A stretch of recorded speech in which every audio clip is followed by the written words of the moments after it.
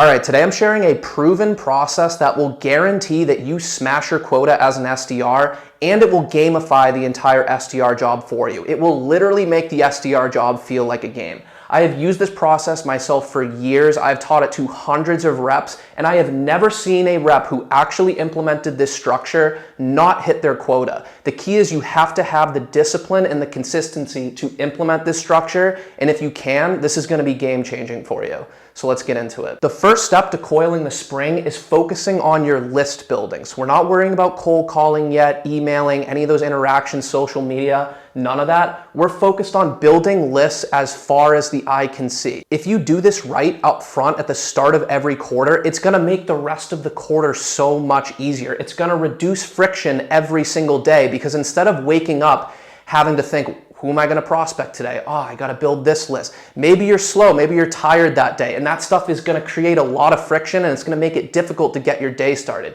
If you build all the lists out up front, and I'm not talking 10, 20 lists, I'm talking you probably build as many lists as you think you need and then multiply that by 5. You never wanna have to worry about daily tasks that are monotonous like list building again. Spend a day or two focused on nothing but that, get in the zone, build as many lists as you can, because it's gonna make the rest of your quarter so much easier. And when you're building lists, you don't want them to just be random lists. You wanna be strategic and methodical about it. You want your list to have as many similar characteristics. You want the people on those lists to have as many similar characteristics as possible, because that's gonna make the next step a lot easier, and I'm gonna touch on that in a second. So what are some of the ways you can build lists with similar characteristics? One is making lists of people in the same industry or the same niche. So it could be lists of contacts in your territory that are in the manufacturing industry, or even a sub niche within that, discrete manufacturing versus process manufacturing. That's just an example, but you want to break these lists down with similar characteristics. You can also do it by title. Financial analysts in my territory,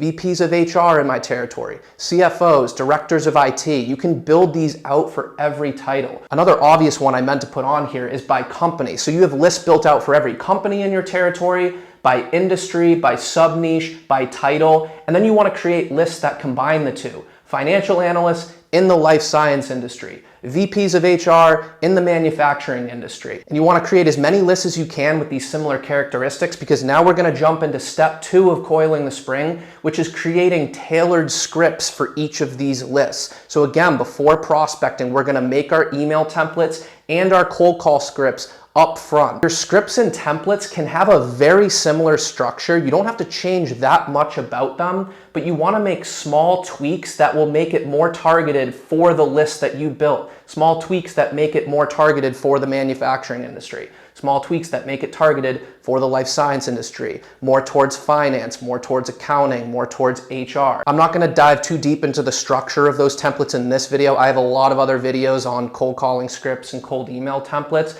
but you want to build these out, and I literally keep them in a massive Word document or a OneNote. I do all of this work up front. I'll literally spend the first day or two of the quarter doing nothing but that. And once you do these 2 simple steps, you've effectively coiled the spring for the entire quarter. Again, I recommend doing this once a quarter, usually the first 2 days of the quarter, and ideally you're actually doing it the last week of the previous quarter so that you can hit the ground running in the next quarter. So if it's Q1, you want to be doing this the last week of Q1 for Q2, so that Q2 you're just ready to go. All right, the second phase is execution, and this lasts the rest of the quarter. This is the fun part that gamifies this entire process. Once you've done the heavy lifting and coiled the spring, now you want to implement it through what I call an A-B cadence. So I've mapped out a weekly calendar. Hopefully this makes sense to you. I'm not the best artist, but at the top we got Monday, Tuesday, Wednesday, Thursday, Friday, 8 a.m., 12 p.m., 5 p.m., so the full work day. And the first thing we're gonna do on Monday is, using one of these lists, we're gonna pick one of those lists, go into our Word document, Command F, find the associated template with it, and we're just gonna start firing off our targeted emails to list A. When I was an SDR, this is the first thing I did every morning for at least the first hour of the day, if not the first 2 hours of the day. And you can get through a lot of emails manually if you follow this structure. I'm not an email automation guy. I've never really been, because I think there's little nuances you miss when you're just automating emails. But I could send out 100 to 150 emails pretty easily because I had my targeted templates and I had the list ready to go. And if I was going to send an email to 20 contacts in a row from the same company, I'll spend a few minutes on their website seeing if I can find something small to tweak and add a little bit more value to my email. And once I feel it's good enough, then I'll start sending the emails out and then move to the next list and then move to the next list. And usually I could get out 100, 150 pretty easily, manually again, not by automation, usually within the first hour or two of the day. And then next is Monday afternoon, which is actually blank right now because it's the first week. I'm gonna circle back on that in a second. So we're gonna go to Tuesday morning now, where we're literally gonna wake up and do the same thing. We're gonna pick a different list, find the associated template you've already created for that list, and you're gonna fire off those emails to list B. Now we get to the afternoon, and this doesn't have to be so rigid. This could be late morning. It's more just meant to be a structure. But after firing emails off to list B, now in the afternoon, it's time to call list A. This is what makes it an A-B schedule. So on Monday, we email list A. In the afternoon, we're gonna call list A. Now we're gonna get to Wednesday morning, and we're going to go into our sent box, literally click sent in your inbox, scroll down to the emails you sent Monday, and you're gonna send your first follow-up email to all of those contacts. Again, this is gonna be 100 to 150 emails if you do this right, following up on those Monday contacts. Then we get to the afternoon on Wednesday, and we're gonna call list B. Then we get to Thursday morning, we follow up, do the same thing, hit all your follow-ups for list B. So everything you're doing for list A, you're just doing for list B one day later. So Thursday morning, we follow up with list B, and then in the afternoon, we're gonna call list A again. And then Friday morning, I actually email one more follow-up to both list A and list B. In the afternoon, we're gonna call list B. So you just go back and forth, back and forth, back and forth. And this is just a daily structure. It doesn't need to be so rigid. You don't literally have to wait till after 12 p.m. to make these calls in the afternoon. It could be right after you're done with your emails at 10 a.m. But you just wanna be keeping track of this. Now, when we circle back to Monday, I'm gonna send one more follow-up to both list A and list B, and then I'm gonna call list A in the afternoon. So essentially what I like to do is I like to get 7 touch points in 7 days. I'm gonna hit them with 4 emails, my initial email, and then 3 follow-up emails, and I'm gonna hit them with 3 calls. I'll call a prospect a 4th time if I know they're a really good prospect,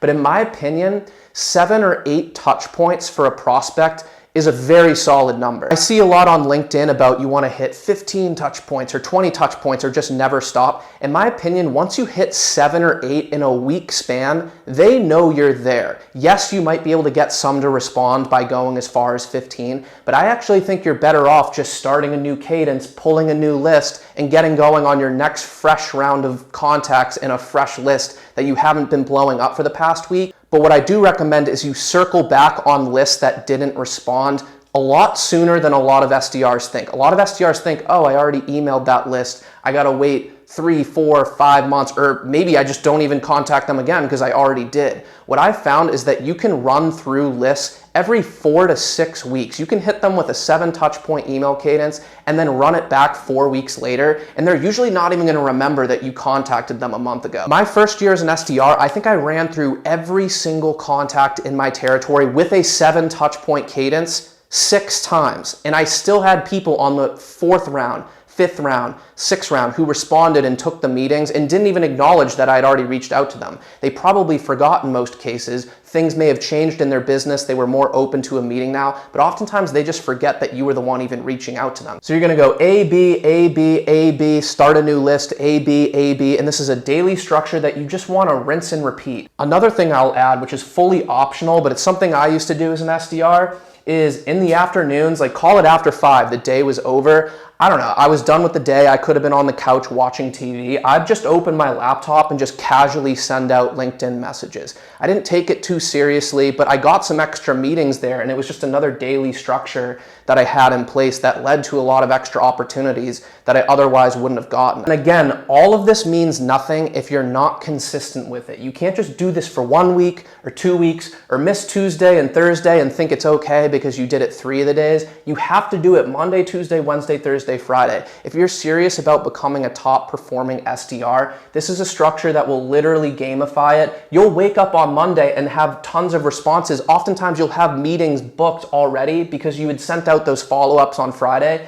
and people get back to you on Monday morning. So you sit down, open your laptop, and you're like, oh, I have 3 meetings already for the week and I've barely even gotten my day started. It's the best feeling ever, and it's what really gamifies this process. So that's the majority of the process, but the final piece you can't skip is that you have to optimize. You want to constantly be trying to make your templates, your scripts, your follow-ups more effective. Don't change too much at once, but be communicating with the other reps that are having the success that you want and start using what they're using. Sales is one of those jobs where plagiarism is okay. If they have follow-ups or a strategy that's working for them, copy it. Another thing to take into account to further optimize the process is take time zones into account. So for example, a lot of people in the industry swear by early morning is a great time to cold call, and I'm not disputing that. That's probably true. I've just never been an early morning cold caller. That's why I start my day with emails. But if I'm contacting West Coast accounts, I will purposely call them. I won't wait till after 12 p.m. I'll do so around 11 a.m. Eastern. I'm in Eastern time because I do get that early morning cold call effect for them. And it's little things like this that will optimize the whole process. The other key part of this equation is your AE relationship. Generally, as an SDR, you're aligned to an account executive that you work very closely with and share the territory with. You want to be showing up to your meetings with them with this plan, executing on it, and reporting back, because they often know the territory a lot better than you. They've maybe been in that territory 2 or 3 years, or they just have more experience, and they'll be able to point you in the right directions and say, hey, I know something's going on at that company. If you set a meeting there, we'll probably get an opportunity. And they can really save you a lot of time and effort and point you in the right direction, which will dramatically speed up your results. So I promise you, I've never seen a rep implement this and not hit their quota. I don't care if they work in upmarket, mid-market, SMB, I don't care the company or the industry. I have seen this repeatedly work, and it will make this whole process and this whole job feel like a game as meetings trickle in, as long as you stay consistent. So I hope this helped. If it did, hit the like button, and I'll see you on the next one.